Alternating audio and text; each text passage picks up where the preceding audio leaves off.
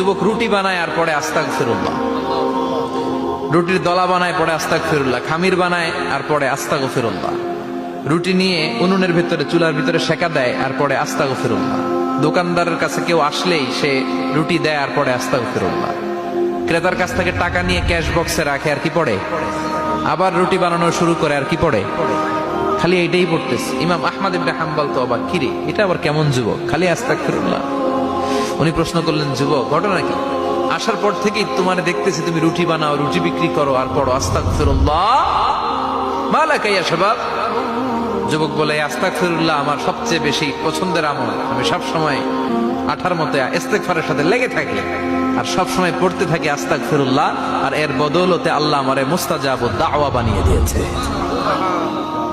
আহমদ ইবনে হাম্বল তো অবাক, আনতা মুস্তাজাবুদ দাওয়া,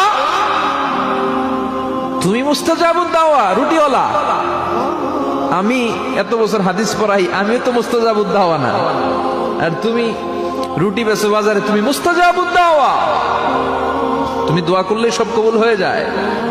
যুবক বলে, না আনা মুস্তাজাবুদ দাওয়া, আমি আমার জীবনে যত দোয়া করেছি কবুল করে নিয়েছে কে?